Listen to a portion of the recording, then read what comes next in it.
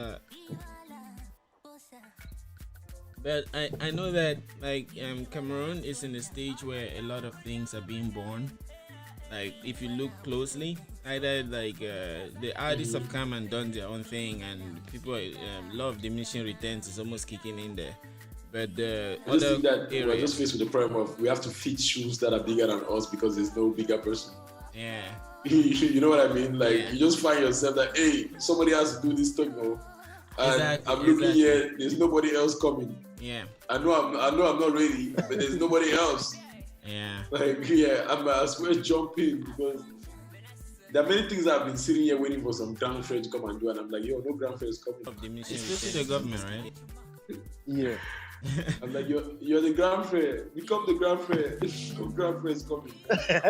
Yeah, that's hitting me more and more. I don't know if that's what they call aging or what, because at a certain point you realize that boy, you think that the government will come and wake you. Are you in a boarding school? They used to say they'll come and wake you up at 5 o'clock. You think the government will come and wake you up at Actually, five o'clock in the morning? being in this system is a wake up call. Every day is a wake up call. Like, Uh-huh.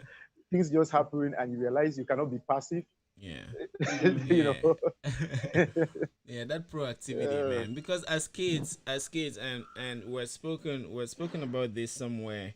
Okay, with Isaac, that if you really look at governance today and our experiences as we've tried our little things, even if it's to bring a girl and she says yes, you see that you made the move.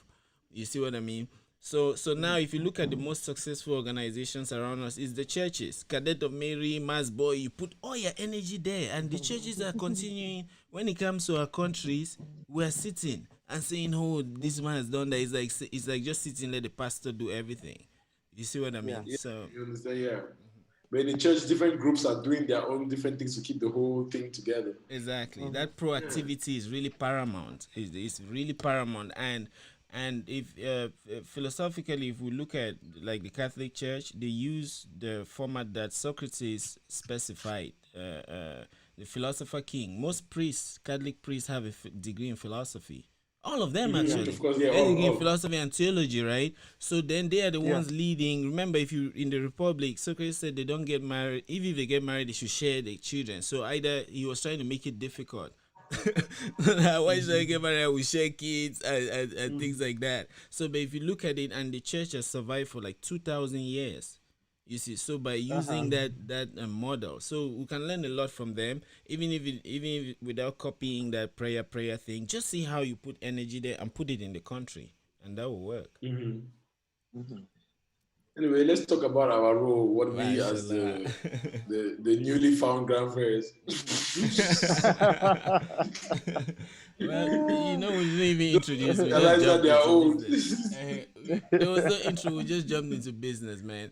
Anyway, Tino, thanks for showing up. Elonge, thanks for showing up. It's always Yeah. amazing having to chat with you guys. Any joints we meet, even online, and any Benin corner that we meet online, it's always amazing. So thank you guys for joining. I sent you the link on WhatsApp so you can share on your social graph, and Okay. perhaps people can participate. Yeah, so I think we should give a longer. We should ask him what he's been doing because a lot of Yeah, yeah, you movies. should. Yeah, Yeah, you should. right. Yeah, let's Elonge, go. what's up, man? I, of course, I mean the obvious one is equitable and just, but I've always been very involved in my community. That's Kumba especially. Mhm. Um, since this since the events of last month, Yeah, those kids. yeah. You know that I have a program called Penitence to Some People since the start of this crisis, which was meant to provide basic skills, in writing, numerology, reading to internally displaced kids, along with Mm-hmm. other partners like the churches, Catholic Church and the Baptist Church. So Mm-hmm. when this happened, um, what we've been doing is trying to get a lot of community action, Yeah. mobilization. I was part of the team that organized the march along with the palace, Wow, mashallah. the Yeah. Communicated Palace, because I'm part of Okay. the Mm-hmm. Bafo Youth Forum. Mm-hmm. Um, we've been trying to meet the families, but we are also working with the Pen Pencils and Peoples program to get to put more pressure on the administration in Meme, especially to provide protection to schools, especially schools that are found in red zones. So you were talking about Kusala, Mambanda, and all these areas. Because it is a must that these children must go to school, but how do they go to school? This experience is even more scarring and even more scary to especially those who experienced it. And a lot of parents are looking at, the trade-off, what will it be? Would I send my child to school and I don't see the child again? Preferably, they don't have an education. So you see that you have a whole new dimension of work that you have to do. So what we are doing now is to, particularly with the children who are affected, we are working with some medical professionals, health professionals to provide them continuous counseling, because this is a very traumatic experience for them. We're saying those who survived it. I met three of them, and I can testify that some of them, they are really still fighting. Exactly. We are also trying to work with the schools themselves in especially Kusala area and all of these areas, Maiwan, and all of these areas, to try to get them. The chief has been, and the palace has been trying to intensify back to school efforts, trying to orientate children and giving them books and other didactic material, and also empowering teachers. We are also looking at ways in which we could provide kind of SOS services to link with the military, in case there is need, where you have any red signs of something that might happen. But for now, it's more like counseling for the children, and generally just career orientation and all of that. So it's at a very local level. That's Kumba, because I function better in Kumba Meme. I think that it can have a spillover effect if other people try to duplicate it, Yeah, right. Mashallah. Yeah, actually, I like what you guys are doing with that program. One of the things I was trying to do under the AYC, which I think that's something that we can eventually talk about, how we can go about it, was like find how young adults in their communities can have some small, like, after school programs where they read to kids and kind of like, supplement whatever the kids get in school. We can volunteer our time in your quartier. You just take you talk with the parents so that after school they can send the kids for 1-2 hours. You can read to them and help them with their homework. And that was something that we could do in a safer environment for those kids. So even those kids that don't go to school regularly as they could, some of those young people like us in the communities, we can volunteer our time and start trying to do this. So that's something that we can think about. I think it's brilliant. With the pen and pencils, it's not like a traditional classroom, so it's more like voluntary, just supplementing it. But with this one is that these children do not have access to school, whether it is because of finance, they don't even have shelter. Most of them are either living under the church, most especially the Catholic Church, or they are with kind of parents or just families that are extended family, or not just strangers sometimes. Who are just like, okay, let's just give a helping hand. And so how do we make sure that these people are not lacking? Because what we will be experiencing is a gap, in the next generation of children. And something we cannot afford. We can't even afford that at this point in time. Because it's too expensive. It's such an expensive thing for us, and we'll have to pay for in future and years and years to come. So this one is to provide them just basic skills in writing, reading, numerology, and the idea was that we're supposed to add grading there in such a way that because we teach them in kind of cluster like learning, credit system. Because most of them we don't. You have somebody who is 12 years. But the person has education that is like exactly. So we have to look at them in terms of their cognitive abilities and right. So it's more like volunteering. But so far we've not been able to make the program too public for obvious reasons. That you see a lot of threats, allegedly from separatists. Because now some people might not just like the fact that you're working within your community and they come under that kind of those are the challenges that I know we're going to face. Exactly.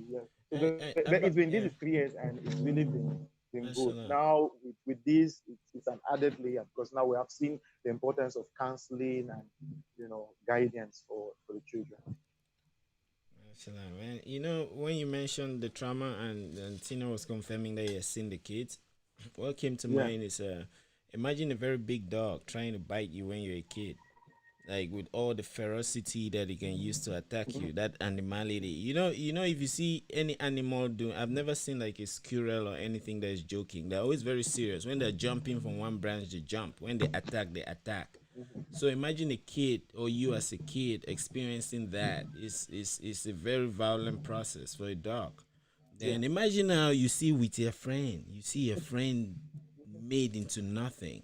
You're not only wondering where they have gone, then you're wondering why they went the way they went. What is it that actually happened? So all of those streams of thought just invading the minds of these And then even kids. the whole thing, everything that's happening after, Yeah.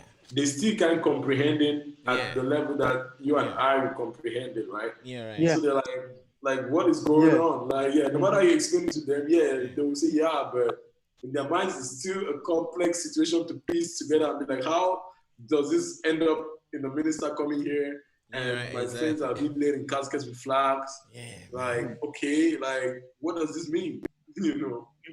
So I think that it's really that educating the children is really something that we have to find ways of supplementing whatever they're getting from the, can I say, half going school that is happening now. Yeah. We have to find Exactly. ways to supplement it, yeah, and just identify those kids who are at highest risk and try to get to them. So yeah, I really think that is something that I really want to talk more about and work more with more young men and women to kind of see how they can really assist in their communities, even with the kids that are still going to school. I just believe that our educational system in general is, first of all, really weakening for some reason, and that's one of the reasons why we're actually fighting here right now. Right? Yeah. Like, So you see, one of the things that I've admired is, sometimes you really don't need to take to the streets.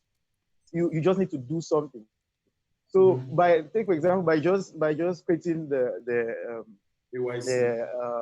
the AYC, we just creating the pen pencils program.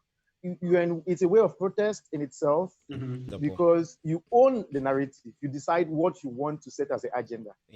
So sometimes it doesn't need to be so direct, like facing the person and even criticizing. Especially now, it doesn't need to be direct. Especially now, because you have to rechannel the energy and use it in things that we have more control over. Exactly. Like what we are doing. Exactly. Like you said, the narrative, we have the control. We can decide at what pace we want to move. But we don't want to engage in activity that gets out of our hands so fast that we no longer have control of the situation. So me, like even with the AYC, I want protest to be the last of last options, that if we have to do it, we really don't want to do it. We want to start. My idea is like, let's start doing the things that the government can do for us. And then if they try to stop us in that, then they're really just saying that, man, we want to kill you, so we're going to come out like, okay, let's get with it. And, you understand? Let's maybe we should understand not, too. Yeah, what those are. Come together. Because I believe so much in crowdfunding. Yeah. Like even with my company, for my company to grow right now, I did crowdfunding, right? Like just regular people on Facebook giving 50K, 100K, and I just cut the pieces of my company and gave it to them, and just promised them that, okay, when this set, you have this little piece of it. Yeah. But it helped me survive and develop some things. And I'm just thinking, like, at scale, what can we do in a group of 5,000 people? We can invest in different things that will benefit all of us. And we run it properly in a transparent manner. That's why I see I'm taking time, and me and you were working on these applications. And we have discussed this a lot. We discussed a lot about what are our objectives, how do we want to make the system transparent, how do we want to keep the integrity built into the system, because we know that these things are things that can be abused. Yeah, right, exactly. At any point in time. So how do we build a system that is not gonna? Because for me, the only thing I'm pitching AYC on is that I want to see if you're different from your parents. Yeah. Right? Because you're saying that you're different from these people. Okay, we're gonna put a government now. I will give you a role. Your role is in charge of these people in Pamenda. You have to do these community service activities. Let's see how you don't get corrupted in that.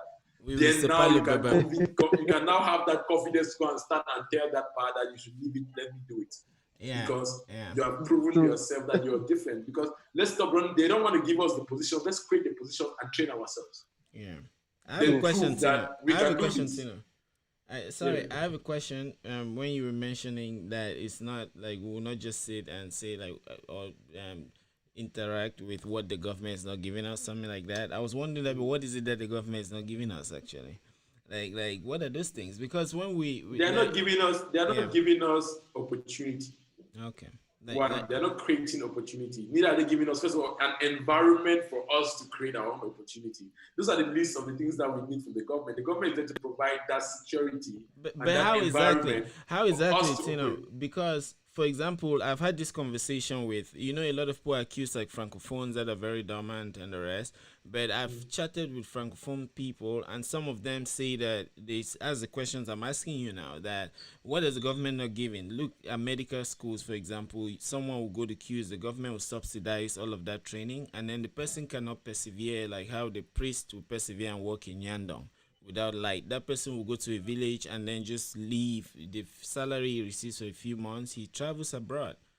And so he just goes away. Like all the opportunities that And are our at government our has door, we're not some even kind of using modus those. operandi that Yeah. actually sometimes you finish and you gotta work for like 3 years before your salary starts going through. Okay. Right? Yeah. Yeah. And some of those things are unfair to people, especially when they're going to some kind of places. Yeah. So even in other societies, they don't just throw people in places. Yeah. Right. Right? Yeah. I think that Elonge should jump in here because he's Yeah. in the Yeah. midst so Yeah. that Elonge, please help us. Did you yeah, hear? Did you yeah. hear what So we're saying? yes, can I just Yeah, let me repeat reiterate. the trend? Yeah, Yes. yeah. So, Tino was mentioning he was painting a picture of reality, and the point came up that there are things that the government don't give us, right? The government doesn't give us or don't in plurality. So now I was asking that what are some of those things, and he said like opportunity, and then I remember what one francophone friend and brother was telling me, which makes a lot of sense. That in Cameroon, for example, the government would send people to Q subsidize the education, even engineers, and even UB. Those of us that went to UB, and then when we leave, especially the vocational ones, they send you to a village and you don't embrace the condition and you save money and leave the country. They have invested on your head. The government has invested on your head, but you have left. You see, so with those, so that's what you know. Say maybe you should answer or talk about that thread. Yeah, I mean, for anyone to think that the government provides opportunities or an enabling environment in Cameroon is quite a stretch, right? definitely a Without which stretch. we're looking about yeah, now we talk about the young people, Yeah. like young people like Tino take over and trying to carve a new path and create a new narrative. Mm-hmm. So I think that even when the government provides what could be termed as opportunity, Mm-hmm. um, it is so inefficient. Yeah. It doesn't have enough substance. Okay. So, for example, I give you concrete examples. I, I worked with the AU for a program, an immunization program in Bakassi for about Mm-hmm. 3 months. Yeah. And well, not immunization, it was identification, really identification. So when you remember after we got the Bakassi, when Cameroon won the Bakassi case, Yeah. the government decided that okay, well, because most of the people in Bakassi were identifying themselves as Nigerians. Yeah. And the government decided that no, to make sure that these people feel more like Cameroonians, they should have free identification. So establish they can come and establish their ID cards for free. Secondly, healthcare was supposed to be free. Wow. Third, education was supposed to be free. So these are three things which you would consider, well, this is great policy. Yeah. But this was a problem that in a secondary school you have two teachers. Look at the capacity of Bakassi, Yeah. and in secondary school you have two teachers. They don't have Wow. adequate didactic material, no lighting facilities, and all of that. The children themselves, they said it was free, so enrollment was completely free. But how do they check attendance? The mainstay of Bakassi is fishing, so they rely on fishing. They do not have refrigerated facilities and all that. And you know how fishing is done? In the morning, they go and cast their nets very, very early or at night. And then in the morning, they come and collect the fish. And since they cannot refrigerate it, they have It's it. Oh. to smoke it Smoke it, yeah. or sell. Yeah. So you see Eat. Oh. that the government starts somewhere, Mm-hmm. with something that is not well thought out. It's well meaning, but it's not well thought out. And then how do you expect people to bring about meaningful change? What Yeah. skills have you really developed with two teachers? What can two teachers do to a population of thousands and thousands of people whom you are trying to integrate into your country? Secondly, you have the administration there. Let me tell you, this was very interesting. They have the Uh-huh. administration there where they sent a deal, this divisional officer. Yeah. This is a francophone who has never lived in a place where there is no electricity, does Uh-huh. not understand the English language there, Yeah. and he's supposed to be establishing birth certificates. But this is a community that it's like a mass, so they listen a lot to the traditional head, to Yeah. the chief. So Mm-hmm. if the chief says you guys should go out and establish your ID cards, they will go. But if the DO says come and establish your ID cards, they would not go. So our recommendation was, why not make the chief the DO? The chief is very educated. He has Mashallah, yeah. control over his environment and all of that. And instead, what you had was a toss of power Mm-hmm. between the chief and the DO. For a DO who was so absentee, he could not even be there. So you will see that under the health service, the people were still concentrated with the traditional forms of even birth, like they'll use leaves and all of these things. But there was a health center there. The government did not put in place any action in terms of sensitization of people, in terms of better healthcare or all of that, no emergency services and all of that. But you have a few nurses there and a doctor that is not permanently on call. He comes maybe twice a week for consultation. Yeah. So anybody who says that's an enabling environment is really not serious. The I have a person question. probably, yeah, I have a question. Like, thanks for painting that picture. It's amazing. It reminds me of every For other me, thing I see. the analogy I saw because is like Yeah. it's like somebody promise you that they're gonna like you can't swim, right? So you're like, man, yeah. I'm not gonna cross this ocean, and this guy's like, dude, Internet. You know, your village people. I'm tired, man. Yeah. I'm tired. Like, yo, you Actually, gotta figure this out. it's a similar thing I was trying to say. Before jumping to my main point, like, is like most of these government projects, you see that they start with the foundation stone and end there. You see, like they just put the foundation stone. We're excited. They cut the ribbon, and then Yes, after yes, that, yes, and then after that, you probably don't see much. But my question is, now you have actually given an account of what happened. yes, Does the government yes. know? Does the government have this picture that you gave us? Like that accountability, that village head, was he able to communicate the difficulties he had? Was there another person that could see his liaison or lack of it with the deal and then paints that to the government? Because if we see the government as being up there, they're high, the high is on the low. So or the top sits on the bottom. You see, so was there some kind of a way or means of communicating all of that reality to the government, and did they not react? So we need that too, even to grow. If we don't have that, we will never be able to grow. Yeah, True. I think you're right. The first that we have a very top-down yeah, system, mm-hmm. hierarchical system of administration, where communication itself Yeah, is difficult. But secondly, I mean, the project we're working on, one of our recommendations was that either you absorb the chief into the yeah, administration of the mm-hmm. place, Yeah, or you make him the deal. So it's not like the government can pretend that they not get that from the AU, like that. you want us to This dissolve the recommendation country? are always being made, Yeah, you know. yeah. Yeah, I get. I say you want to dissolve the country. You say the deal, the chief should be the deal.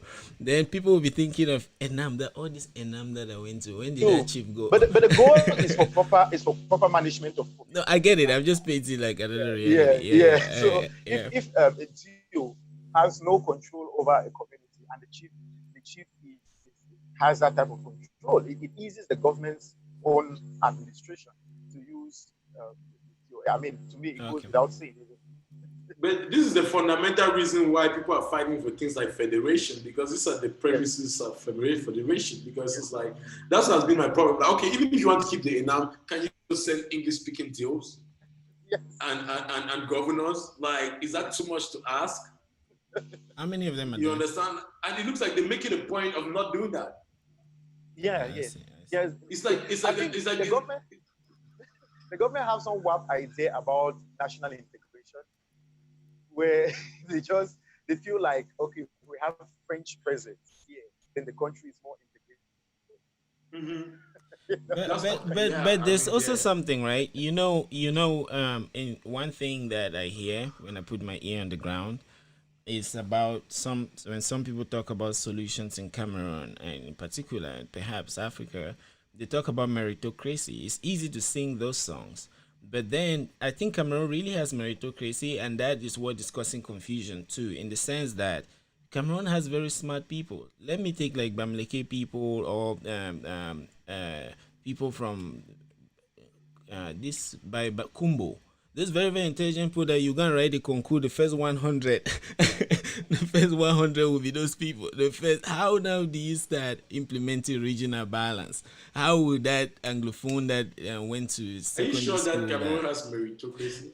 but you see the picture that I'm trying to paint. This is I a difficulty understand, but I that think that if you do proper distribution of resources, you will not have opportunity. You will not have a lot of you said if imbalance in terms of. you said Yeah. if right. Yeah, So now that's what I'm saying. we're using a centralized system. So, imagine like if we're having a server that has to give you all resources that you ask for. So those with the faster computers will always ask first and get it. Whereas those of us using 3310, Like we there's cannot something even I usually access it. call categorical bias, right? Yeah. I don't know if I'm allowed to coin that term or not, but like I always say, Yeah. I always say that, for example, if I'm in business, I'm in the government, I have a contract in front of me, right? Yeah. And they say to get this contract, somebody has to have like maybe at least 95% proficiency in something, right? Yeah.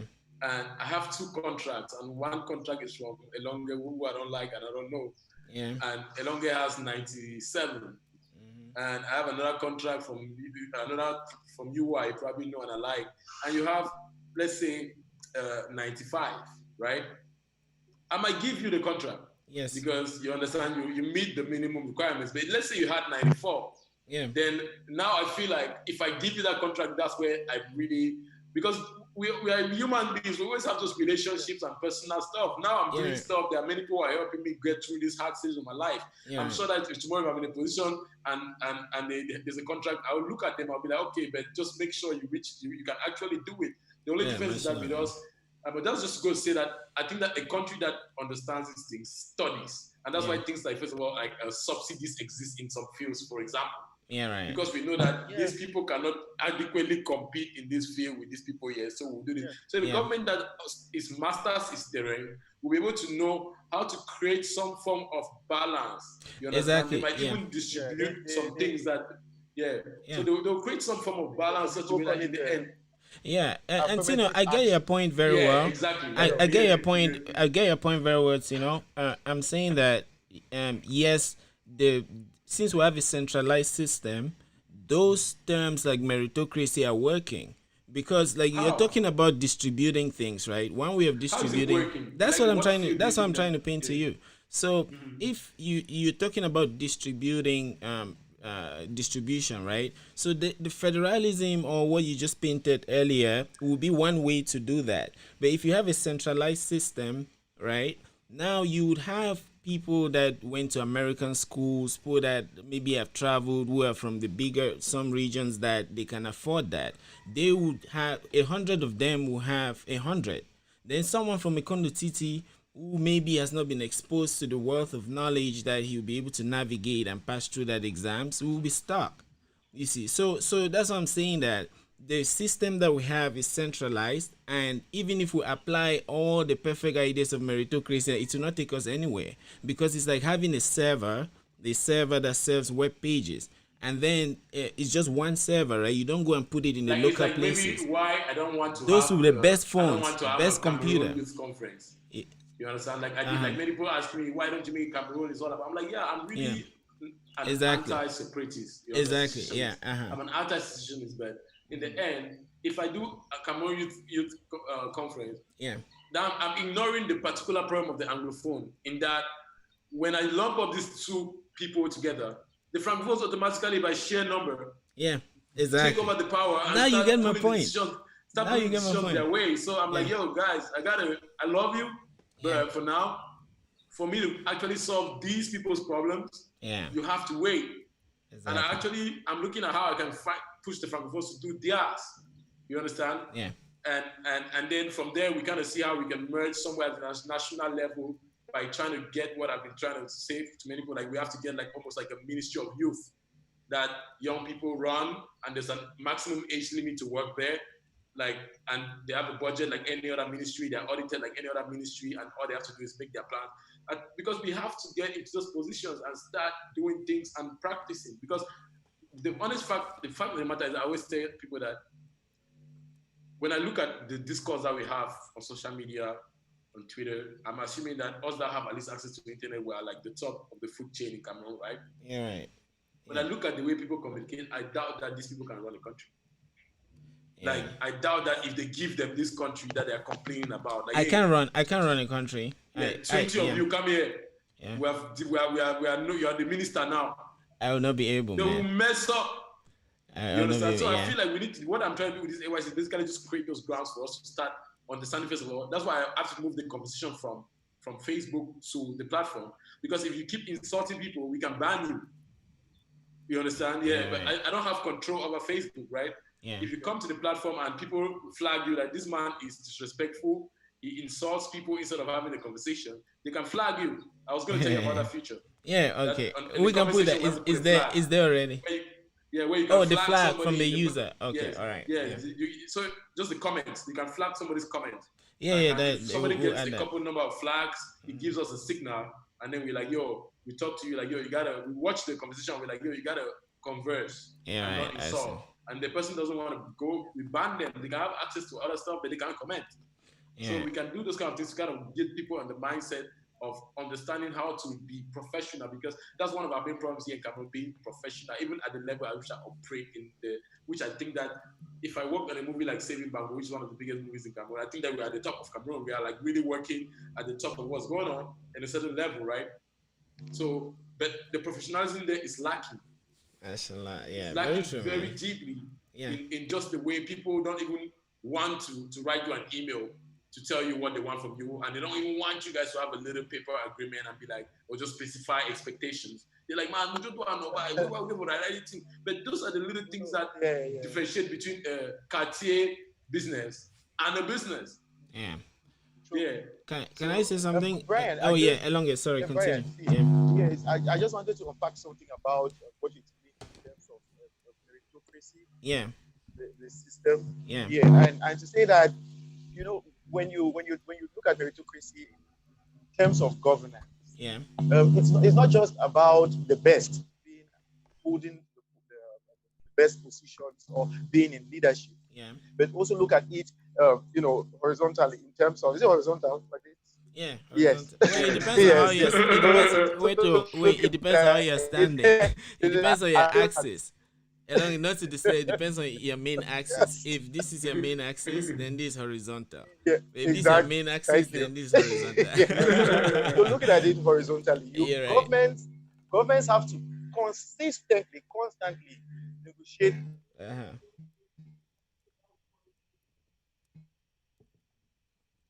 Is it the government? How? Okay, all right. Because that's what it is about, how you can move people from the disadvantaged position to say middle class and all of that. Yeah, right. So meritocracy in this sense would be who deserves to be brought forward, who deserves to be made to be seen a little bit more. Yeah. It's not just about people having that, but also saying, okay, these are resources. Education is something which, by virtue of culture, the northern parts of Cameroon, they're lacking now. They're lacking education. Meritocracy will require that they take some affirmative action to ensure that these people can catch up. Yeah, I understand that. I understand that. Yes. I'm saying that our system, the way our system is set up, right? Even or maybe let me say effed up. Have a rigid form of meritocracy. Yeah, I'm saying that the way our system is effed up, like if you take meritocracy and apply it, it will not take us anywhere. That's why I'm painting the picture that.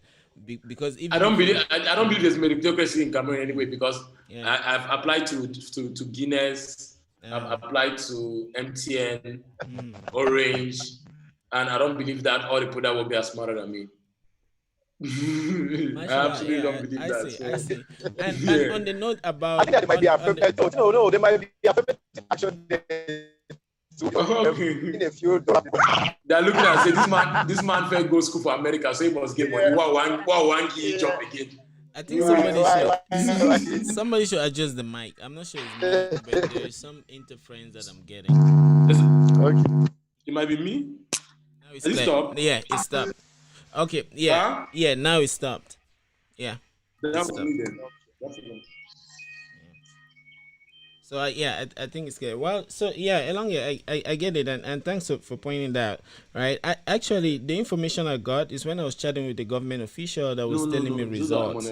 Right, for example, I have a friend who is like Bamileke, right? He works like for Department of Defense and a very smart guy. He does systems, he even has patents.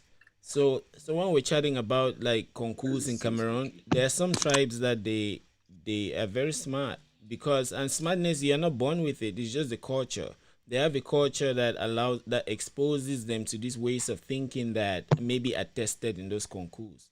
You see, so those people use those and then they have their 100 and 100 and 100 and then confusion now gets in. Of which, if you decentralize the system, like Tino was suggesting, then it's easy. And in technology, right, the way our government is set up is called the honeypot. Everything is centralized. If you attack that center, you've screwed up everything. So that's why, if now, let's say through tribalism, which is a kind of gun that you can use to attack that system, if through tribalism you just put in people of a certain tribe in there, you have already attacked the honeypot. So everyone else will be suffering. But if you decentralize the system, right, everyone, you have to attack all of them before you bring down the country. Yeah. And talking about meritocracy, I actually believe that if we're in a site that we looked at that a lot more, we will be in a better place, even with the same leaders that we have. Or not, I cannot say that because the leaders they're not merit where they are right now. Because I just feel like we're inefficient.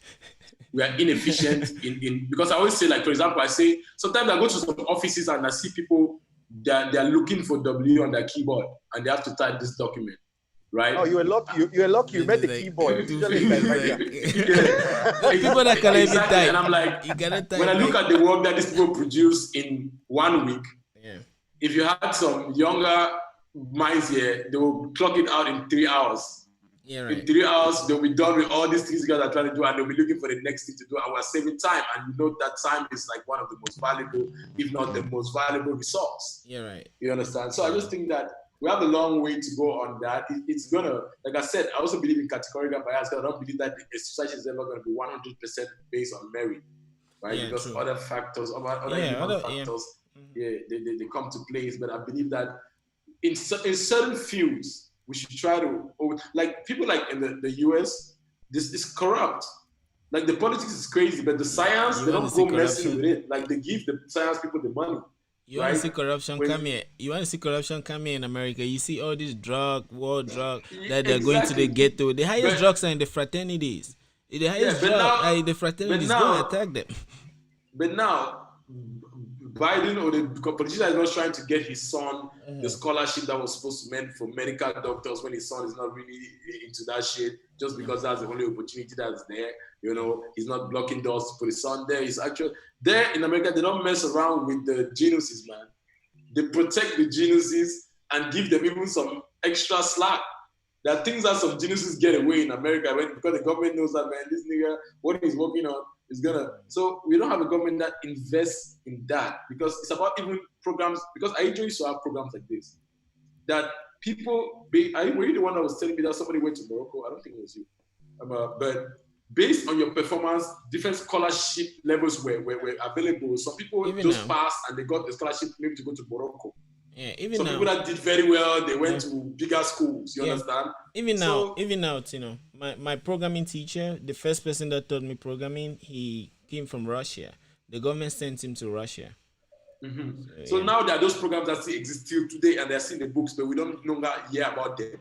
It's no longer public. Yeah, right. It's about people just sliding people into it. There's no, all of those programs still exist. Yeah. They are still going on and still valid, those scholarship programs. But now, who are those getting those benefits? Because the honeypot is attacked, you know. The honeypot has been attacked. You go look at GC results. I know my friends that had amazing grades and were roaming around town here for a while. You understand? Yeah, like they didn't make it into Q's or Polytech. They were basically abandoned. Yeah, right. To figure out themselves. Q's has 100 places. Yeah. You know, Polytech has 100 places. It doesn't have like, I don't know if it has 500 people can go there. But it's just, I mean, it's just one of those things that I think that I guess that all we're talking about is just trying to see how we who are approaching that stage of being able to probably have some influence, what we can, the kind of discussions we should be having, and what we can be thinking about. Because for me, essentially, man, it's about the environment, making the environment good for other people and for everybody. Is like really, that's what really progresses to me. It's like community, building your communities. And we're animals, man. We're animals, so the environment matters. You can't put a monkey where there are no bananas. We understand that, but we don't want to do it for ourselves. When you get a dog, you give the dog an environment that it feels. Yeah, but when you do it for yourself, like people do it for themselves, they tie the front of the house, but they still get to the house with mud because the rest of the road to their fucking house is muddy. So when you reach your little front door, now your drivers come and wash your tires still. So in the end, you're still living in filth, even though you think that you can carve out your little how many square feet and build a paradise. That paradise is in the middle of filth. So very true. So I just feel like we have to get that outward perspective of development than an inward perspective of development, which is being pushed by, especially like social media right now. It's pushing us away from that community development to, hey, my likes, my followers. You understand? Yeah.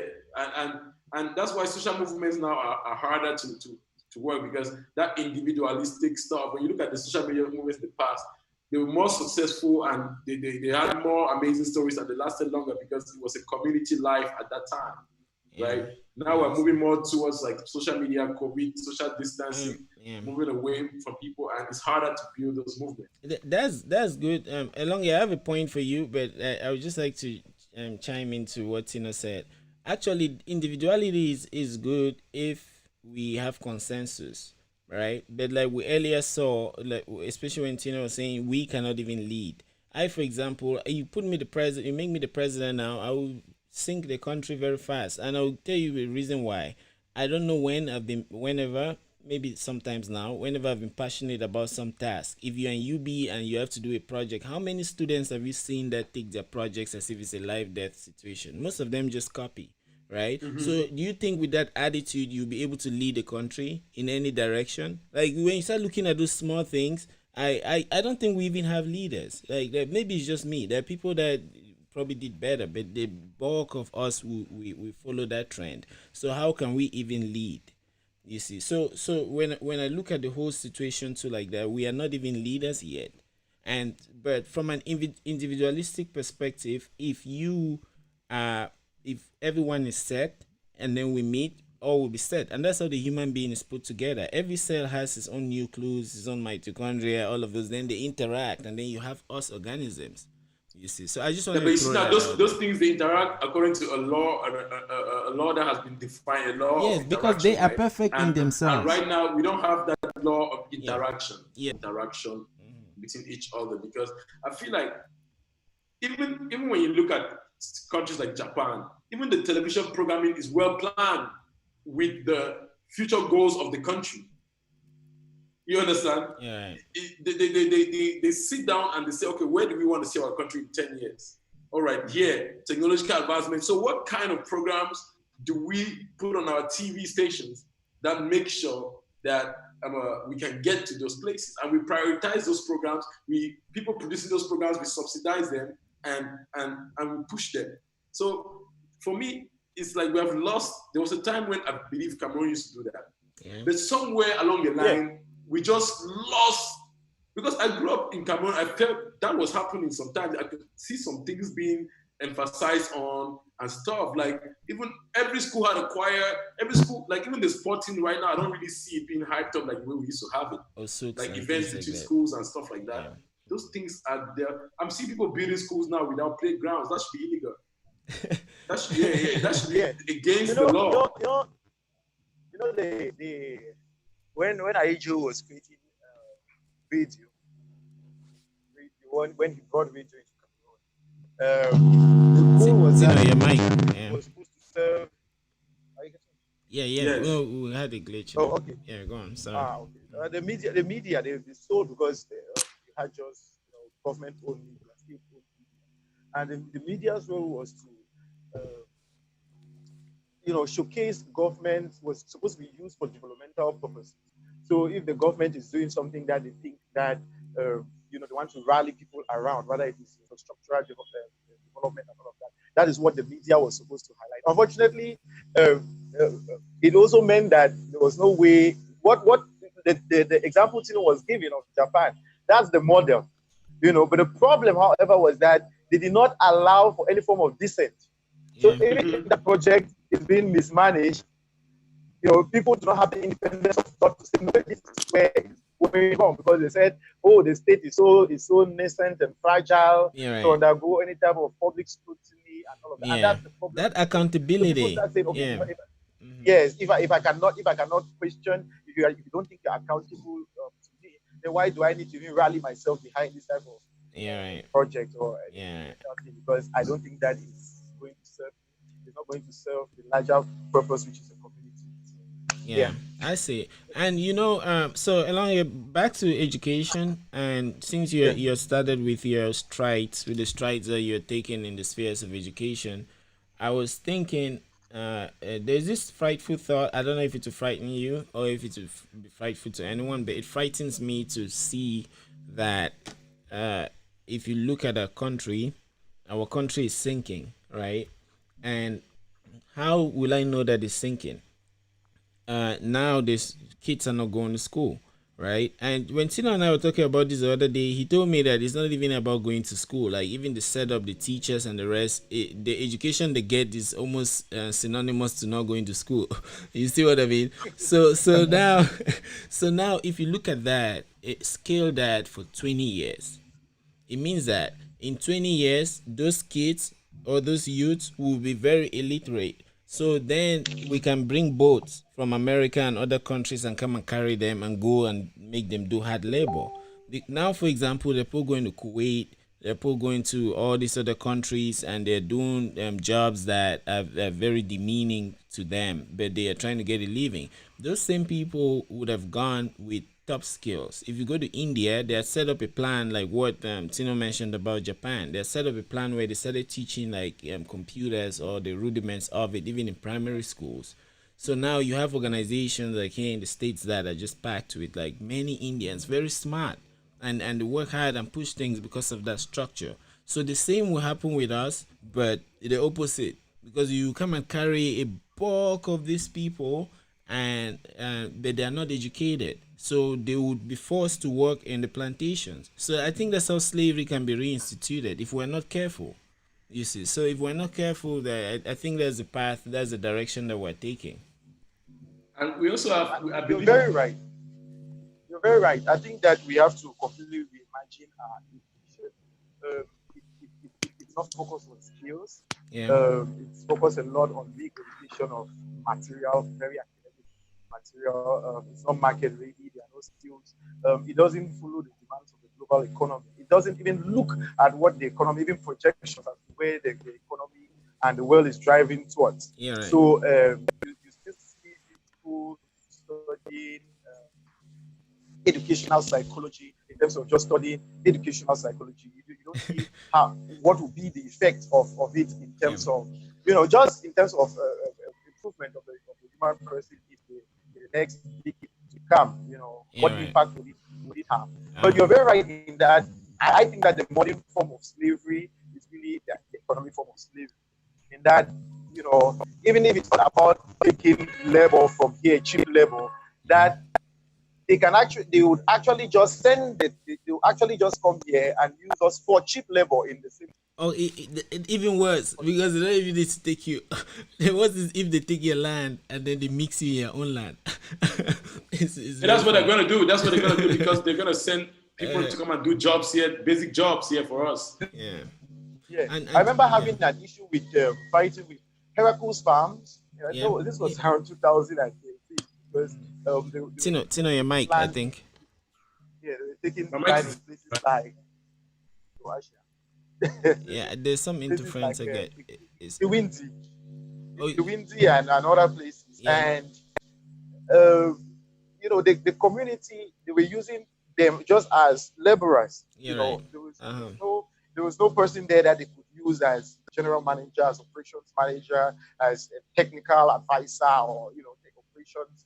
Nothing. It was just for manual work, like working in the plantation. Yeah. Did the Doing people that. have the skill? Did the people have the skill? Which is what I'm saying. That Yeah. because we do not have the skill. So you see, Because we meritocracy do not is have applied. we do not You're have the not skill. married. Well, there are some jobs that it must be based on skill. Right? You're right. Yeah, I get it. I'm just running my mouth. There's no way. Yeah. So at the end of the day, if you're a plantation worker, that might without the skill, that is what you marry. Yeah. Yeah, Isaac is joining, and Tino dropped out. He'll join us later. Hey, Isaac, welcome.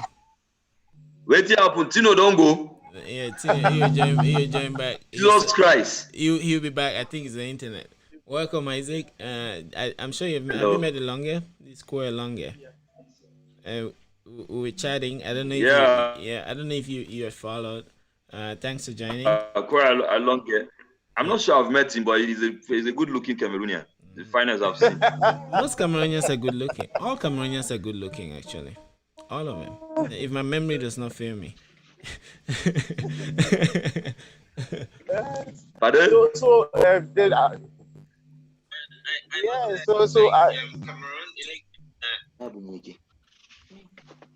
Tino, Isaac joined us. Isaac was in a meeting. Yes. So yeah, but he That's joined nice. us now. Yeah. Olua is involved. Yes, sir.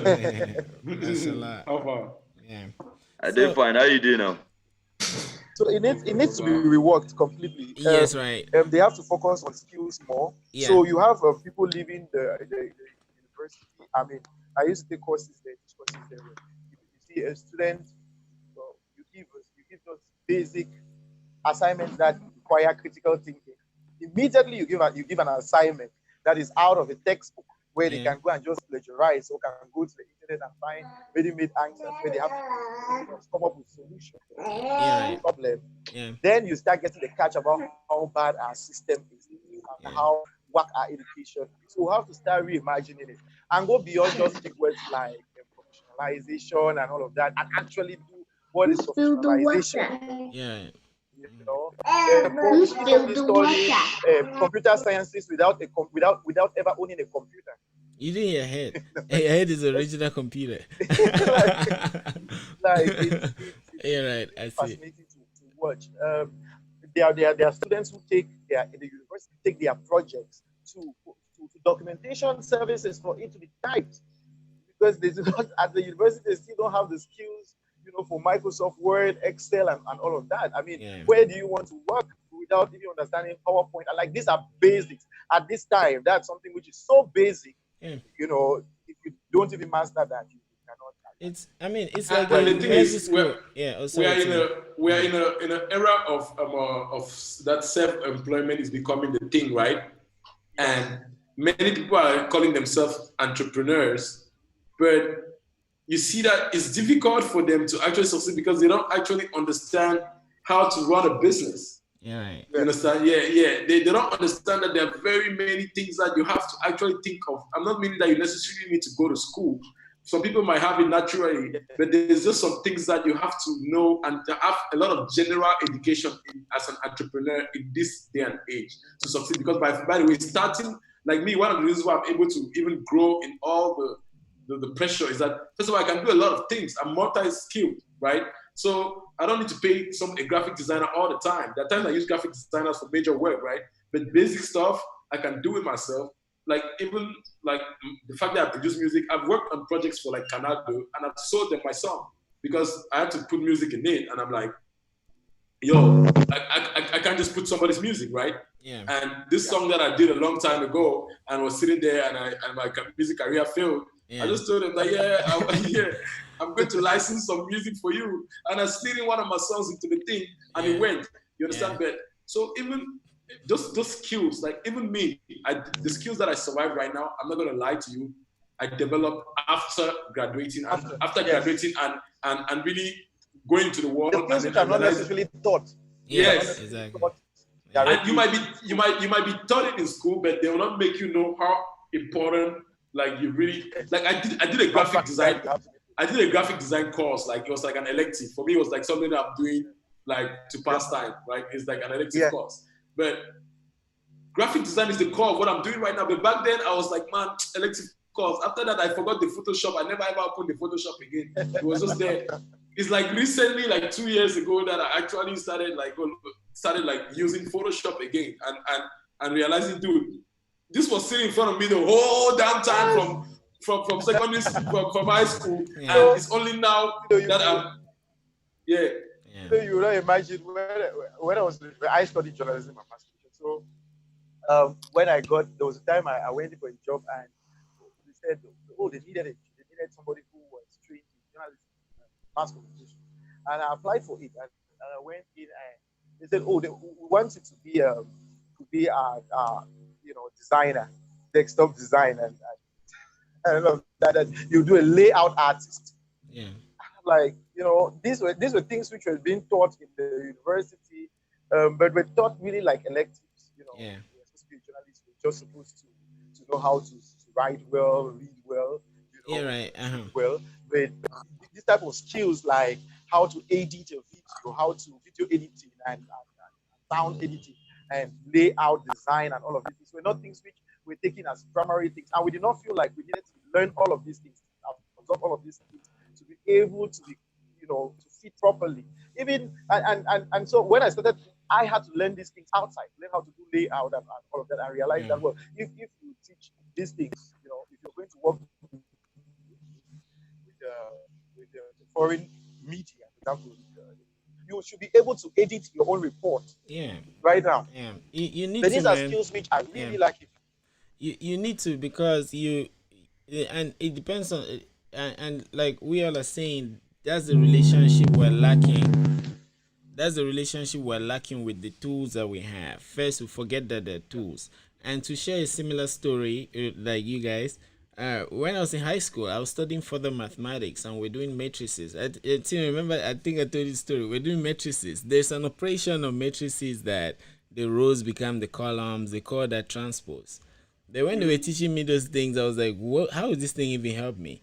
Like, come on, get out of here. You always think that thing is not important. You see numbers there. You forget that the only reason they're teaching you numbers is because they're using that as an example, since you have been counting since. So that number could be some kind of picture. It could be a video. So when I started working as a programmer, I realized that the client was working very hard to explain to me that they wanted their rows to be their columns. Then it hit me that they wanted the transpose. So that's when I saw how that mathematics had helped me, but the client was really struggling because they did not even know what they wanted.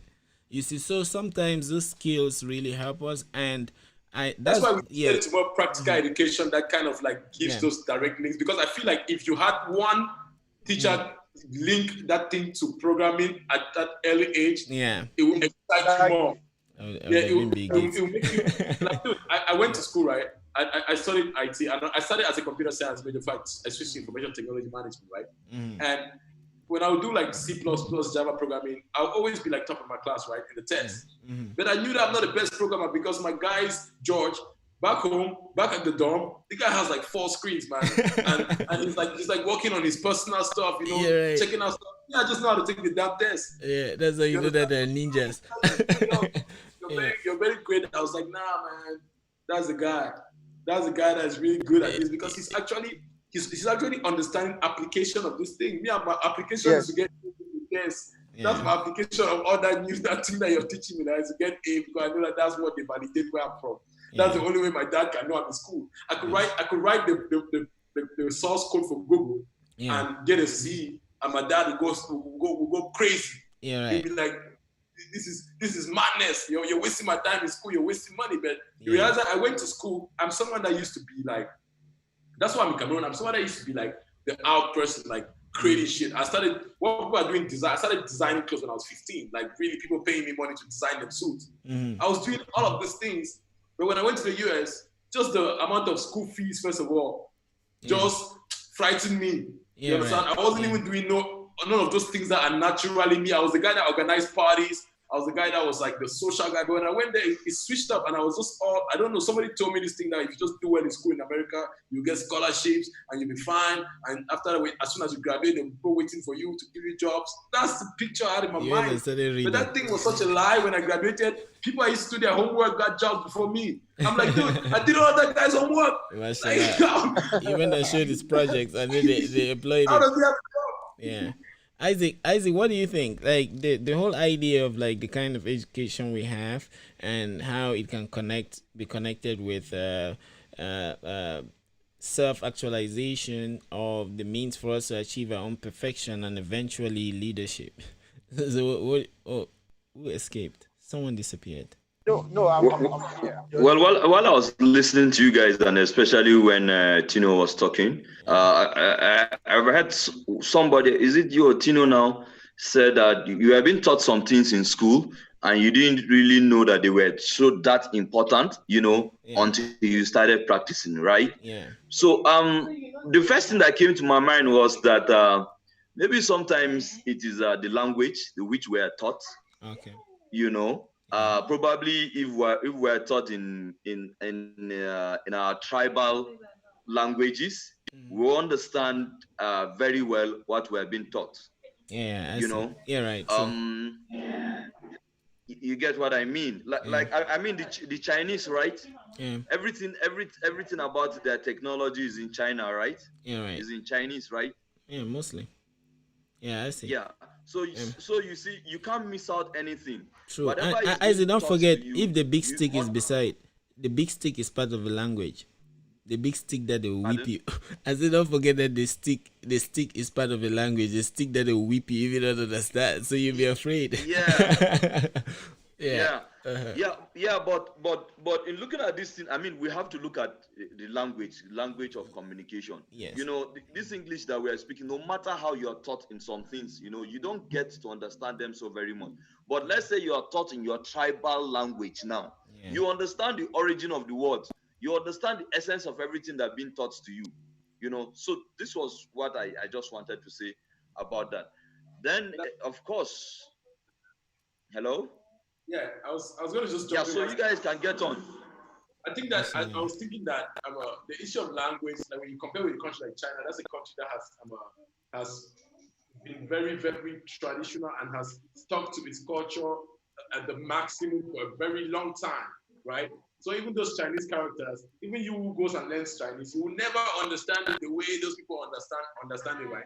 But they are just in that culture. You can give me your mic, baby. So they grew up in that culture and they mastered their languages. Many of us, even I don't really speak my dialect. I understand a little bit, but even the people that I know that speak, they can't agree on how to write it, right? So we have. I believe that this language issue. I want us to be careful because let's not try. There's a damage that we say is a done damage, and we have to work from the damage because if we start like, for example, a country like Cameroon, right? If we have to start saying that, okay, we'll teach you the dialect, which dialect? That would be the first argument. Then now when they pick the dialect now, it means that all the other people have to go and, they have to make the pedagogy in every single dialect, how the people now work together. So when we look at a society like China, India, that's a universal culture that is very widespread. So they can have the advantage to do certain things. But for us as Africans, I actually think that even though the white man colonized us and gave us English, that is actually our last weapon at this point because we have learned their language. Cameroon has two. And now I can communicate with Isaac. Maybe Cameroon before has Isaac two. is people Yoruba and I'll come and see Isaac, I will be talking Yoruba, I'll be sitting here or maybe I have to use a translator. But now they have given us that one power. They have actually united Africa without knowing. Yeah. You understand?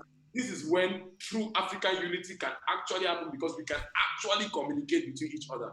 But before, with all those languages, maybe we could understand each other, but that communication was a little bit strained and could not be widespread like how it is now. Now we're having talk every day with Isaac from Nigeria. We're getting people from different countries. I think that now the problem is that we have to just channel our education to our needs, right? Yeah. Like right now, I cannot believe right now in Douala, I used to be, I worked as like, like right?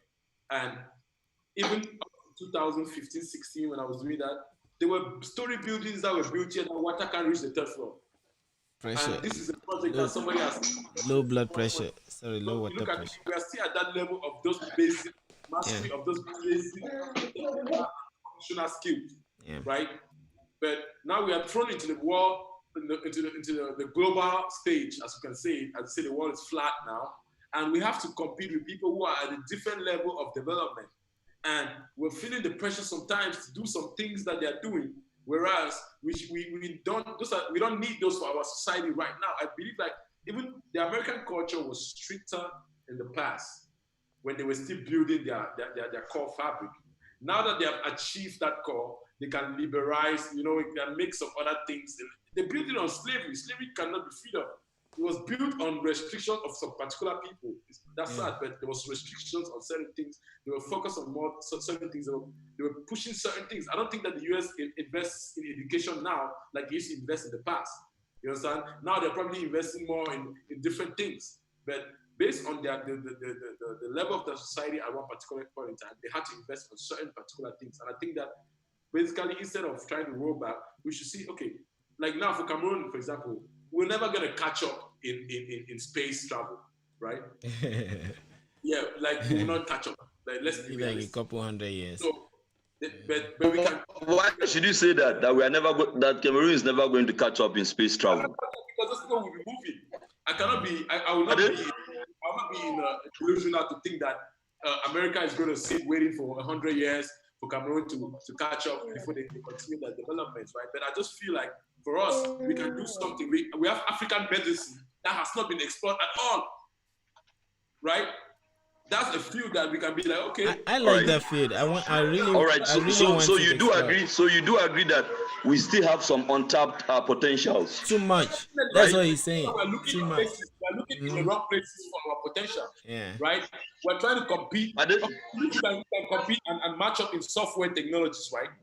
I believe that we can really compete. I think we are not even. It's even more like we are not looking for our potential, but we are just copying and living up to the potentials that have been set for us by those standards. Yeah. It's even happening to our music, right? Yeah. Like even in Cameroon music, like look at the Cameroonian artists that have had long careers, like Michel Bonnard, the latest example right now, right? Look at the kind of music that he proposes. We cannot become respected in music by trying to do Afropop. We have to propose something more exclusive, right?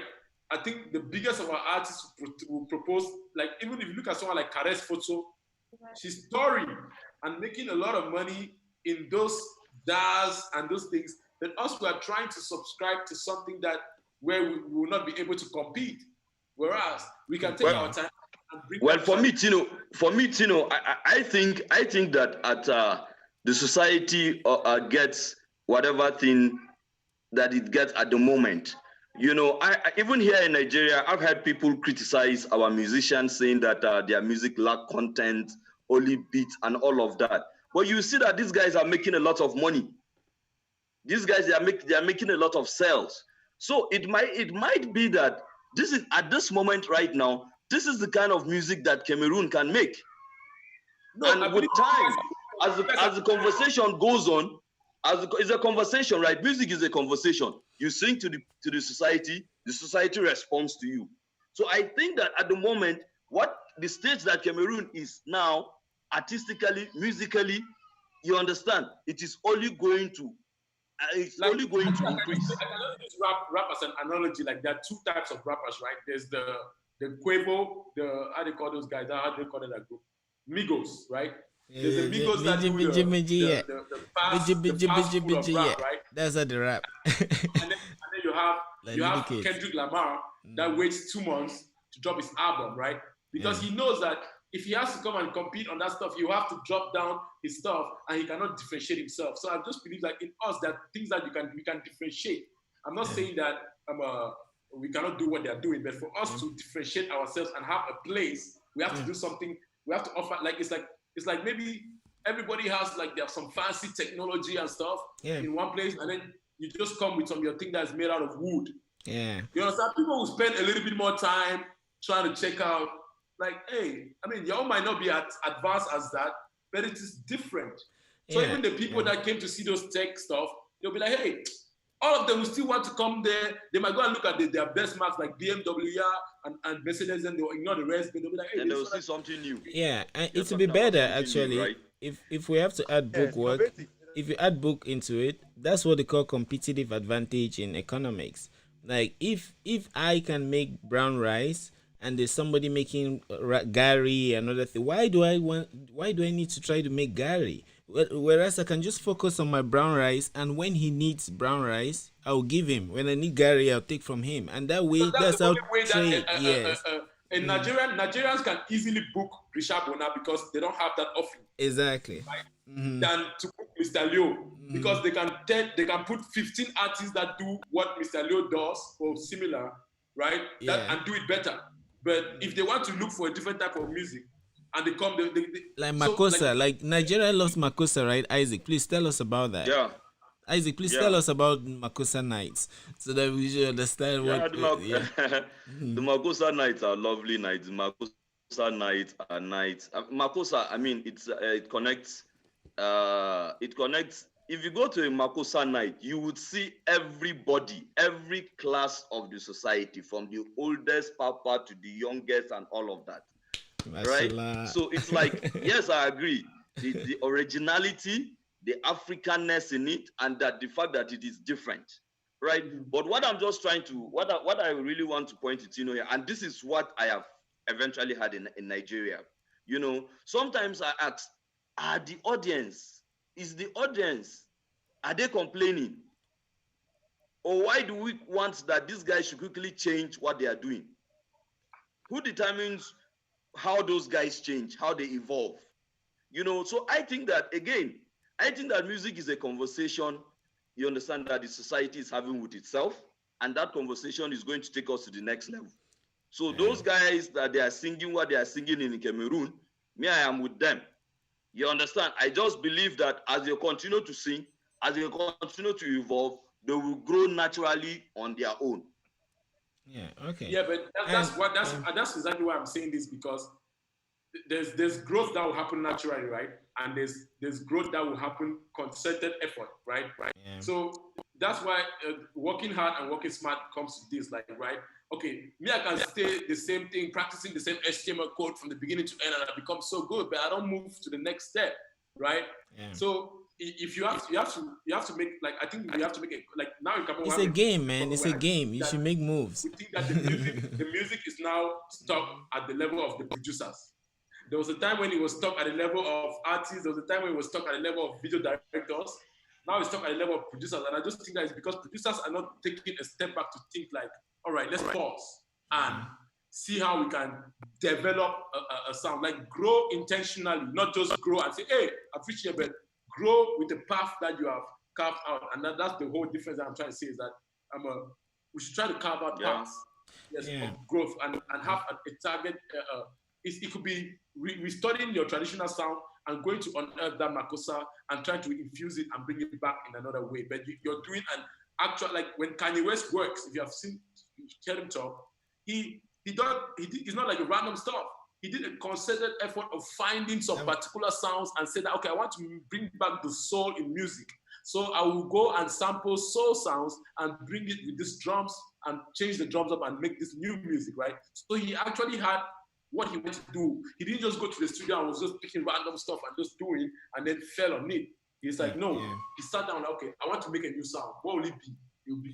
So now we can say, I want to make a new sound that will have the Afro pop, the regular Afro pop chords that are popular, but the drumming is really going to be more what we are having here. Then now you go and see how to work that to fit, because it might not just fit naturally. You might have to tweak a little things, because if you understand music theory, right? You understand how to like program music, like, there's like you can do 4/4, 4/24, like I don't know, time signatures, something like it's called time signatures, right? So you understand that, okay, these are two musics of different time signatures that I'm trying to blend. So how do I do? That's why Kanye West was slowing down some sounds and speeding up some sounds to meet that other time signature. So it's about really, like how you did the thing with the chess, right? Then you're showing me that I sat down and I was trying to reimagine how people look at this chess board. You're describing passion. You're describing passion, right? And now that passion has been channeled to the money, like Isaac said. So people will just want to sing Meji Meji Jiji, yeah. Like the whatever those other youths are sing it to. Vance made more money, but he was channeled by passion. Yeah, you right. could tell that's why he easily led the game, because when they came back, it was really the passion of one. Because the one thing I like Nigeria, most of Nigerian music wasn't built on making music, was built on the Niger wanting to be like, yo, you guys can be making noise in music and we're out. You understand? Right. That's a Nigerian attitude that we must be present in this thing that people are doing. And that's how they what's the difference now? What's the difference now with the Cameroon artist in terms of what you just said? I think we can ask Elonge. I think we can ask Elonge in terms of movies. We don't innovate. So we start following things from the middle, right? The bands basically had to come back from the US, from the UK, and scrape the Nigerian scene and start a new kind of culture in the music, right? So he didn't come and jump in the middle of two facing waves. You know, I think you are just trying to jump push the Cameroonian artist. You know, I think you're just trying to jump push them. You know, and I think they should. I have proof. I have proof of what Tino is saying.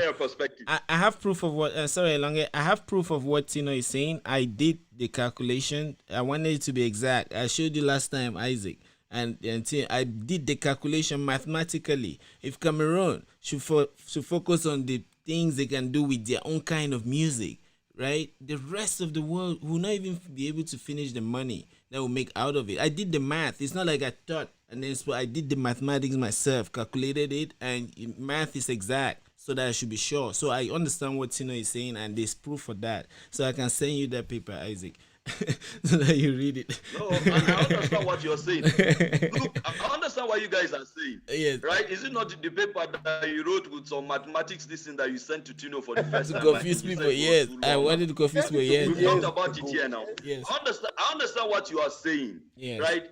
But and I think that maybe there could be more of wishful thoughts. Yeah. You know, this is what I desire for the society, for the Cameroonian artists to be. And remember that those Cameroonian artists, they are the ones in the field. They want to sell music. About that before this, and I was telling Elonge that we found ourselves in shoes that they are bigger, but we are the biggest person there. Like, there's one big shoe. Your foot is too small, but I think Elonge. You have to wear that shoe and go. We're feeling shoes that we are not prepared for. I'm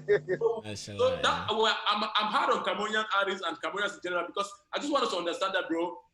What an American man can take 2 hours to do, for us, it's going to take us 10 hours. We have to work extra hard. We have to work 10 times harder than those people are working, because we are 10 times behind. You understand? So we can't be matching our efforts to their efforts and feeling like we're doing good, right? So you're saying we should be leading, we should not be following. Okay. Although Tino has set the pace, or has given a tip about what I wanted to say, what I'm about to say. Okay.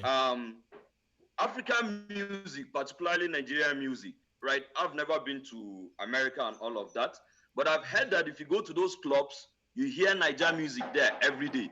You know, that is what they are jamming. And if you look at the musical space now, a lot of collaboration is coming from the US and all of that to artists in Nigeria and also Africa. You know, so what does that tells me? That tells me that the place to which Nigerian artists are moving, even though I'm telling you, in Nigeria here, a lot of people still criticize them for saying nonsense. You know, a lot, especially people of my age bracket who grew up with Tupac, Biggie Smalls, and all of that. You know, they think that, and Bob Marley, they say, these people are not yarning sense. But they are not yarning sense. They are selling records. They are partnering. They are featuring with Beyonce. They are featuring with all these guys that they are talking about. So for me, again, you know, honestly, the artist is what his society is, and the society eventually, as it grows, as it moves from point A to point B, will governate that artist to reflect it. So these guys are just on the. This guy was here now. What's his name? This guy, Boy Tag. Yeah. Yeah, boy tap was here. He na rapper him be na rapper. Rapping now in America.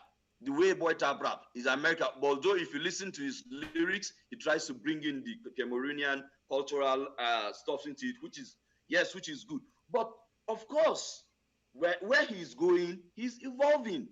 So guys, man, in Africa, man, we just have to give our artists space, man. Let them evolve, at their own. Yes, of course, our criticism definitely is going to help up them, but Isaac. the society, they are a reflection of our society, and we are growing. Yeah. Africa is growing. Cameroon is growing. I just saw that you guys just built Anglophone youth conference. We're evolving, and you will see that our artists will reflect that too. Isaac. Wallet for them. This is very Wallet, funny. wallet. This is very funny because right. What? Yeah, I have a question for Elonge. I have a question for Elonge, Isaac, but I'm laughing because you mentioned Anglophone Youth Conference. Anglophone Youth Conference is in the spirit of what Tino is saying that musicians should do, in the sense that if like we do like musicians, we'll stay on Facebook. We'll just be using Facebook groups, Facebook posts, so you're saying and the now rest. that the Anglophone Youth Conference is abandoning those who do not want to change. Well, if you think it that way, fine. No, it's what he said. It's what he said. I said a lot of things. That's one. He said you're talking about this. Look, man. Isaac, man. Can you hear me? Wallahi talahi. If you don't know wallahi talahi, Brian knows wallahi talahi. Alhamdulillah, mashallah. The reality is that we are where we are in Africa because of the reasons why we are in Africa. Okay. But every day of my life, I see things are changing. Just with that Anglophone youth conference, that is another step. That's what we're talking about. Let's take such steps. Me and you are the difference between both of us is that. Let's give our guys permission. And say you in America, you grow. Him and for America in the talk. You understand? When you push somebody in front and the person goes 100 meters, you tell him, yo, come sit down, drink water. But me, when he finishes that 100 meters, I'm like, nigga, run. So Elonge, please tell us about that. Then Elonge, tell us about like what we're saying in the spheres of movies. Elonge's perspective. Yes, because that's what I'm trying to ask him. Elonge, please tell us the idea of like competitive advantage, and especially in the guise of Cameroon movies. You have been very close to the movie sector these past days. So please let us enlighten us, please. Yeah, I think that Tino is right in terms of that. What people always hear, what makes you stand out is how original you are. It doesn't mean that you will not be successful if you are not original. There are a lot of people who are not original and successful who sell a lot of music. Yeah, who sell a lot of music, who sell films which are not original. That follow the same type of trends and work storyline or the same type of sound. But the question is, and I think Tino used a very, very apt example, that do you think that one will listen to Jabona's sound and say this is Cameroonian music, and listen to Mr. Leo and also say this is Cameroonian music? No. It's music which you can like everybody you can guess that is of any other country. Yeah, right. But Wishabona is something that you see as uniquely Cameroonian. So he said, okay, we should evolve our sound. And it's true, we are evolving. That's why these discussions are taking place. That the artists are like, okay, this is it. And you see, Isaac, I want to do. This is what I want to go back to Makosa and try to infuse it with pop and see. They are the ones setting the agenda as to how they think the sound should go. Producers have that power. Without which, if it was society that was determining music, I'm not sure musicians would do music. Let me just decide that this is what I want. Alonge, I'm coming.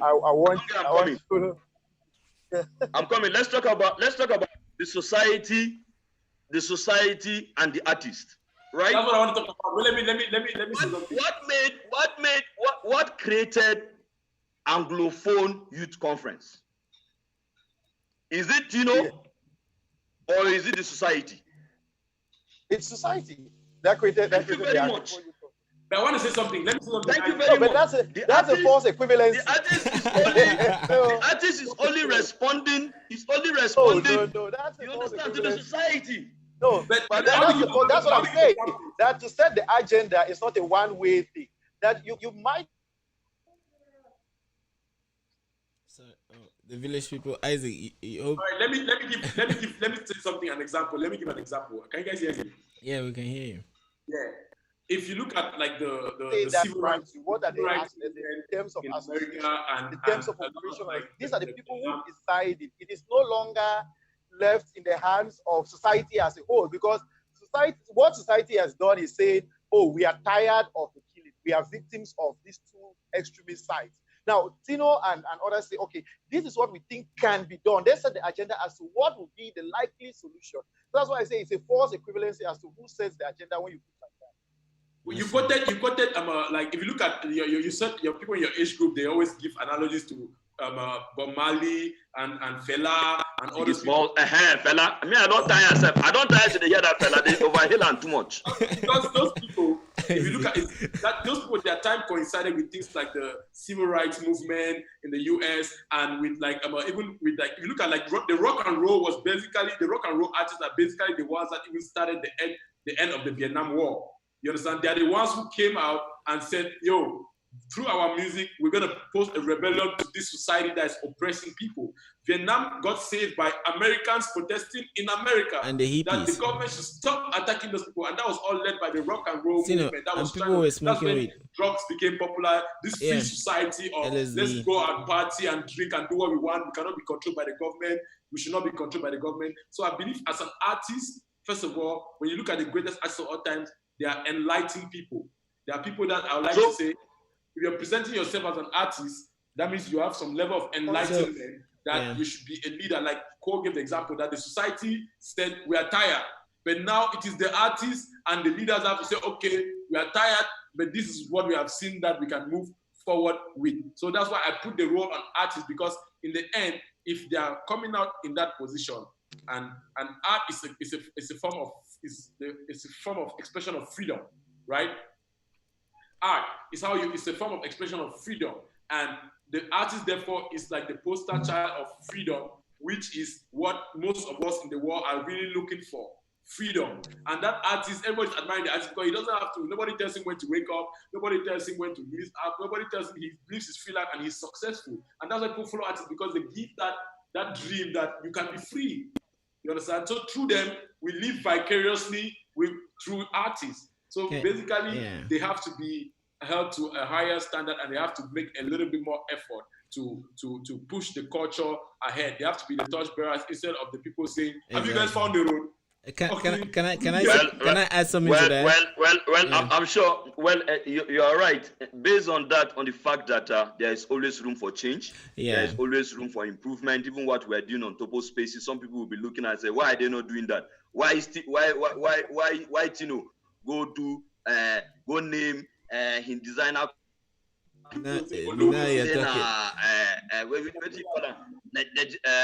Olua is involved. You know, so there's always room for improvement. So I'm sure even the artists they are listening, they are also they would also try. But at the moment, man, those guys, I give them thumbs up. Can I say something? When me and Kobe we are building these different platforms, because we have to change the way we have the conversations, because that's what makes it look sometimes like maybe we are against the artists or we are fighting them. No. Them. Right? We are really with them. We just have to change the form of the conversation and make it better. And I think that's where we are lacking in general. Most of us, all of us, can do better in terms of how do we communicate what we are trying to say in a way that does not insecure or attacked, but rather feeling empowered. But I think that all that comes, first of all, from us having the right intentions. Like me, what I do in Cameroon is just to show people that, man, this is you can do it. No, I know it's difficult, but we can do it. So most of my work is driven by that more than even making money. So that informs my decision making, and that's why you see I can just drop my whole company and start. Somebody can say, see Tino no get problem now. In America, they chop dollars. So all this while when they do for here is part of fun. He's trying. He's looking for himself. Along, are you tired about what I'm saying? Yeah. Yes, I understand. And it's right. And some people have the right to feel that way. And I actually feel that way. I actually feel like maybe. Okay, go ahead. So you get what I'm trying to say. I feel like, okay, see, I'm Tino, right? Nobody in my immediate family needs my help, right? Nobody is counting on Tino to pay his rent. Nobody's counting on Tino. You see? Yeah, so that's why I believe I take more. Maybe if we talk to Boy Tak now, he has like 500 people that every day are calling him to send school fees and that's why he's dodgy. That's why I'm saying that if I put myself in a position to do something, you can look at that. This guy is in the best position to do that thing. I'm taking this fix intentionally. One of my greatest joys is that my family does not live in Cameroon. That's why I can wake up in the morning and I see some letter that I've written that they want to arrest me and I just laugh. Because no matter what you arrest me, wow.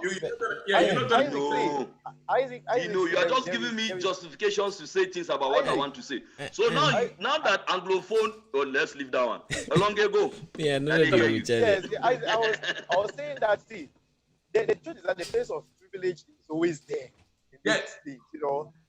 And often when people recognize their privilege, they also recognize that they can use their privilege to the greater advantage of the community. That's a blessing for us. Yeah. You know, because it gives us, we just have to now put in our effort. Like now, I have resources that my privilege give me those resources, right? Yeah. My privilege gives me certain resources, but people who don't even let me do things. Yeah. They'll fight me, whereas they could be like, "Yo." But they have to fight you. Let him see. Let him pull those resources and bring it here, but you come and you're fighting me, because I'm privileged. You're not knowing that he can use that privilege for us. Yeah. So it's it. I was explaining somebody who was asking me because I'm very critical of government, also very critical of it. But I work with the government. And you work with the government? Yes, sir. The elections, in fact, the elections management. You work for INEC? Yes, for INEC. Okay, now. Yes, for 10 years now. And really, there's a privilege actually working for the government. That makes it in such a way that, okay, for programs like Pen, Pencils, and People, they could move smoothly in terms of how do they provide education for these children. Supposedly, I was coming from a position where I did not have that type of network, to impact the community like that. So yes, the place of privilege is there, but it's how we use it.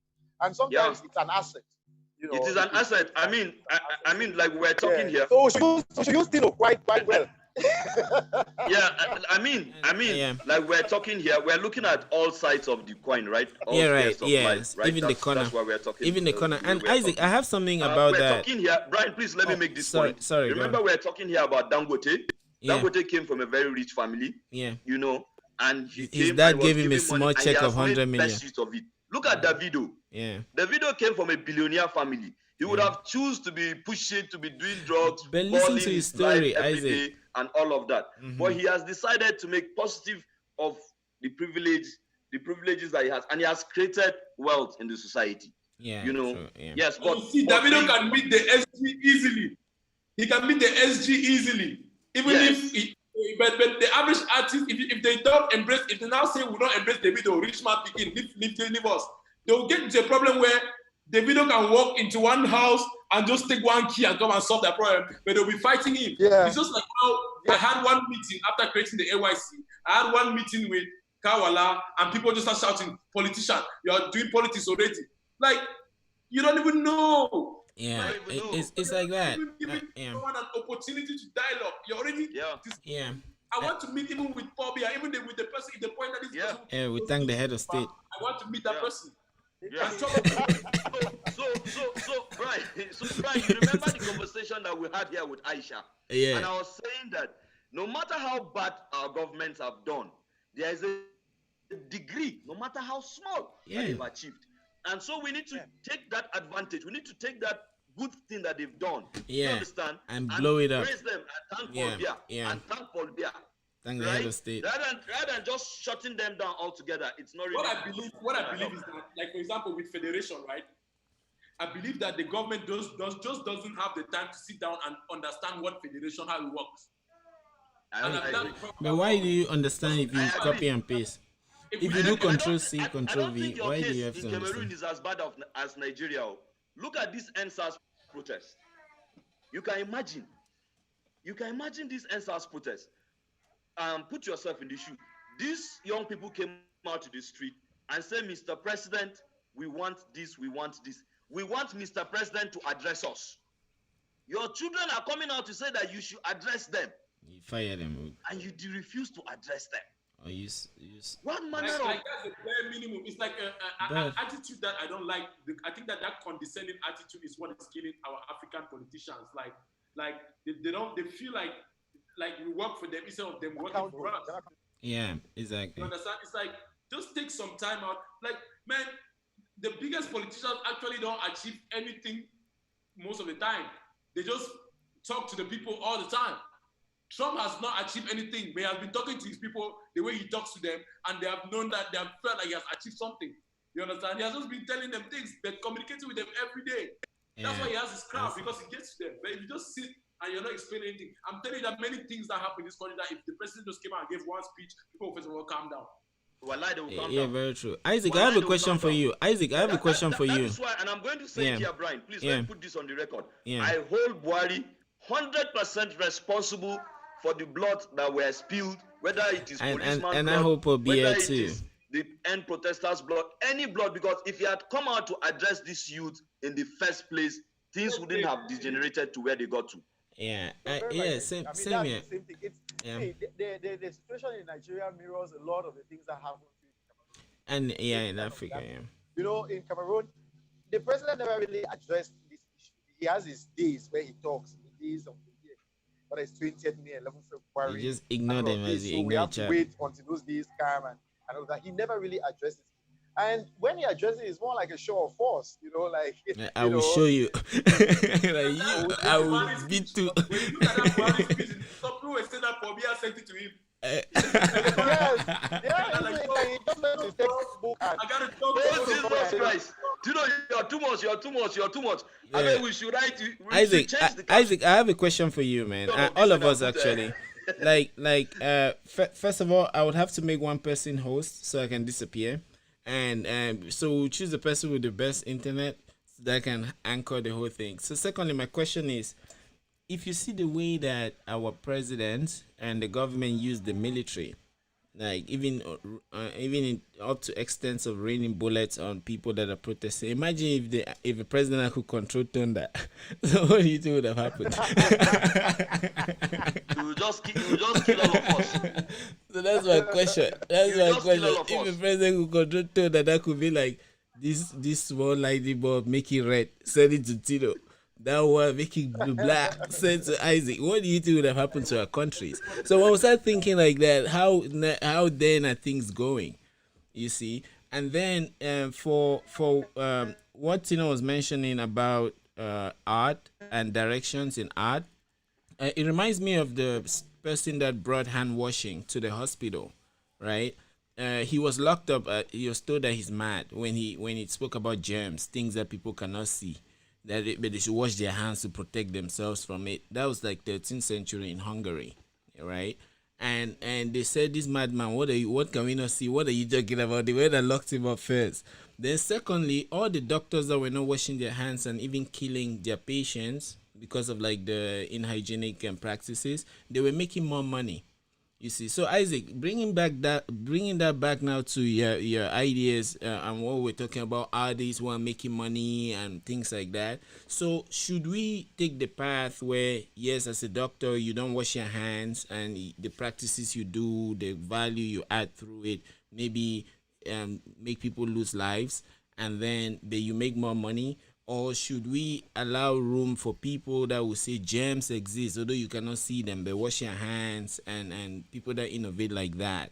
You see what I mean? Should we have an environment where those people can thrive? And with that, that's how we'll grow. You see? So that's what crossed my mind when we're having that. Yeah, you know, when you ask that question, I will not ask you what are the germs in the Cameroon music industry. Okay, now, and that's why I use the word. That's why I use the word value. What those germs are, I knew that you asked that. That's why I use the word value. in the sense Yeah. that you're a Yeah, kid. who determines what the You value of you music see you is? see it. You hear me, Tino now can easily be said, Tino grew up in America now. His taste for music Isaac. is conditioned by Isaac, that's American what I music. want to show you now.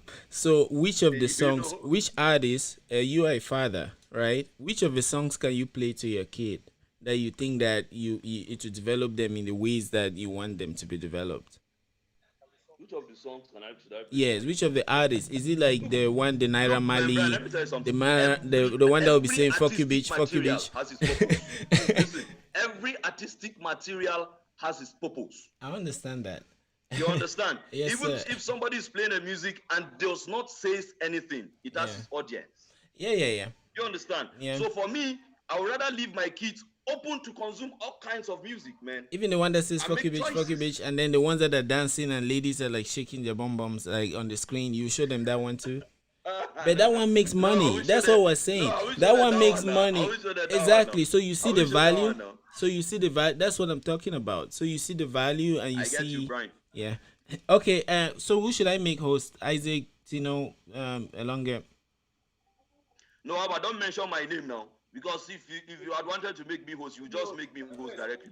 The If not Nepa, me and you, the your host and sit. your village So give people, it to any of these guys. but your village people, Nepa and the rest. So what should I do? That's what I'm saying now. That you don't need to mention my name again. Now just give it to Tino. Isaac, If you you don't know, want say me I to get. mention your name, or you don't want me to mention Nepa. Where All you right. going to? Oh yeah, man. Yeah. Okay. So Tino, I got to fly. I'll join you guys. Thanks very much for hosting me, Isaac. Thanks everyone. Yeah, Thanks everyone for How hosting me. long comes back so we can talk one or two things and then we close it? Yes. Yes. Uh yeah, huh. yeah. Yeah. All right, guys. Thanks for your time. Yeah. See you later. All right, man. Cheers. Yeah. Yeah. Yeah. So Okay.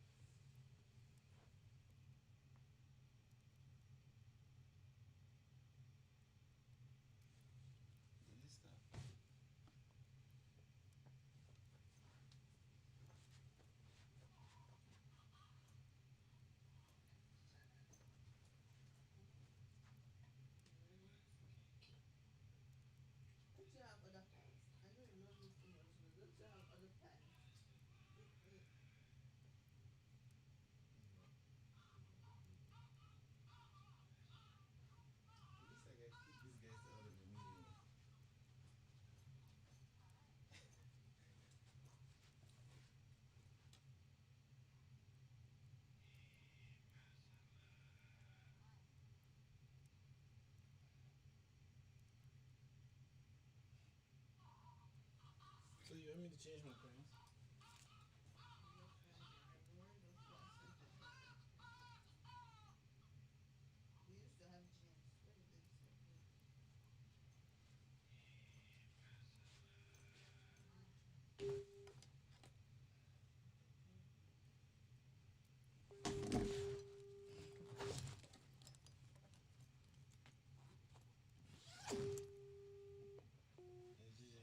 Yeah.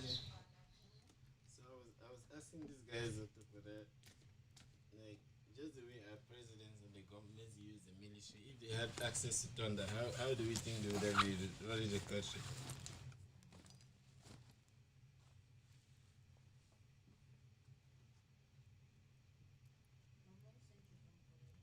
Hey, mashallah. Let me call her.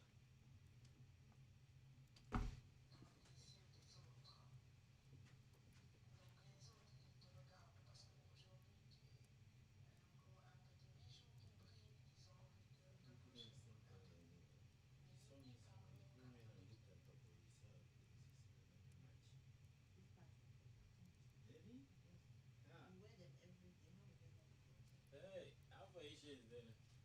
Air cleans it. Air cleans.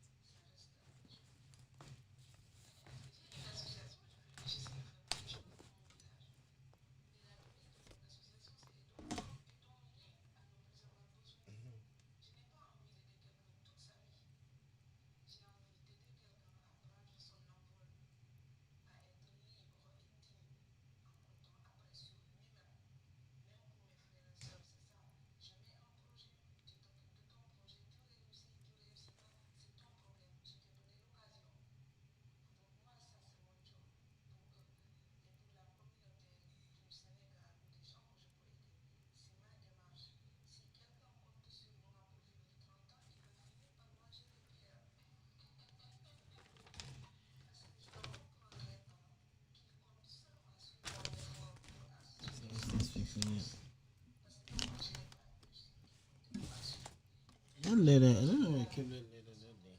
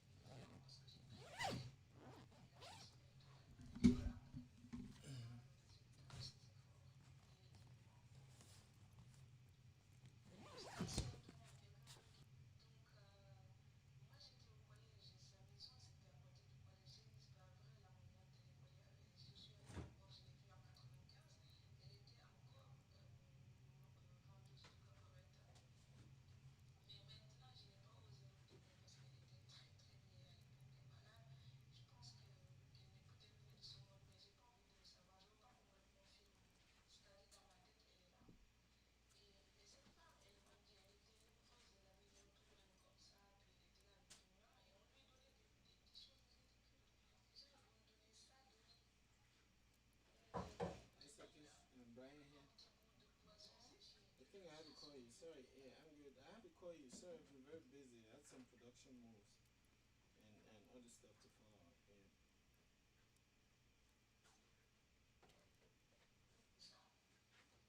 Yeah, I had to call you the other time. Yeah.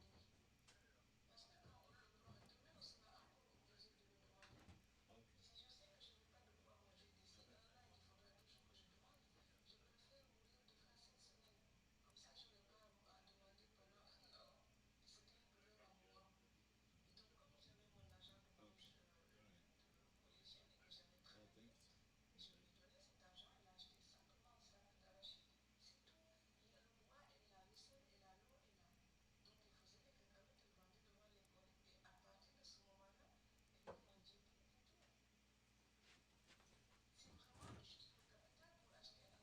DJ, my black pants matter, please.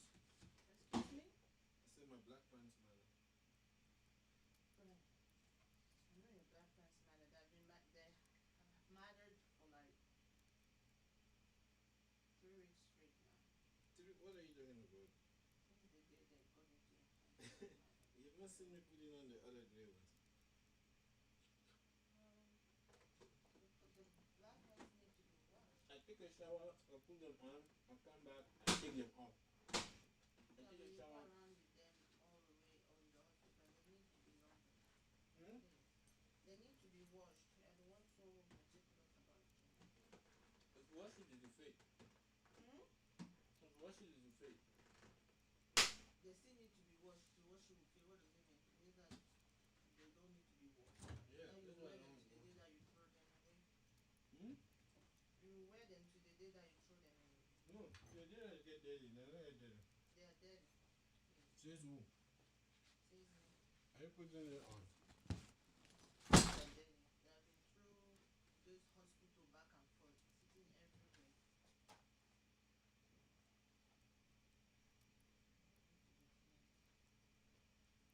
You yourself, you know it.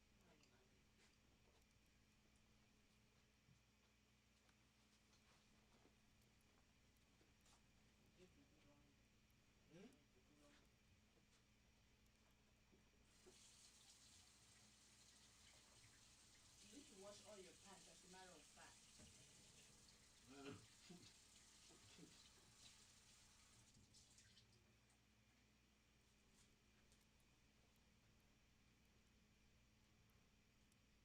Let's test your theory that you can wash them.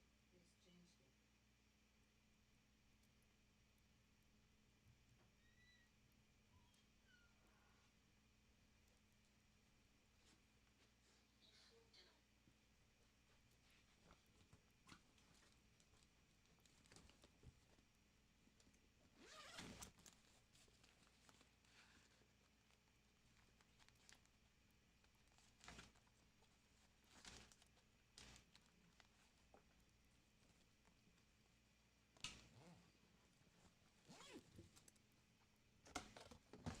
God, the person will discover at you. How did they announce it?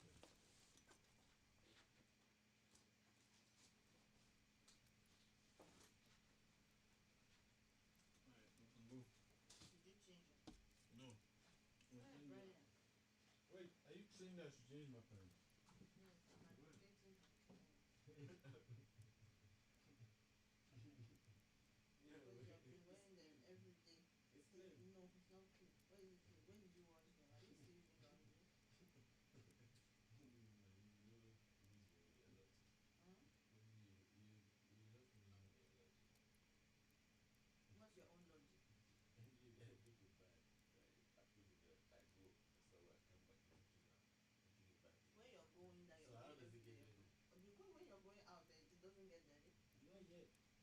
I'll know when it's dirty now. How would you know?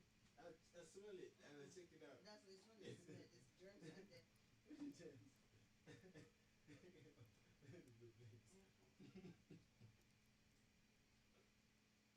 What do you mean? You wear these pants every day. So They're dirty. dirty how? Because you wear them every day. I take a shower every day and I put it on. Then why do you shower yourself every day? Hmm? Why do you shower yourself? Why? Yes. Because I want to shower. No, because you think that your body is like. So that's what I'm saying. So when I take a shower, I'm clean. I put it on. Right? I go out. I come back. I keep it. Then I sleep, do other things, jump around, take a shower. And that's So it's not like I'm leaving them and jumping they go around. out. Yes, I go out now. I go and sit down, come back. It's not dirty yet. I'm telling you. It's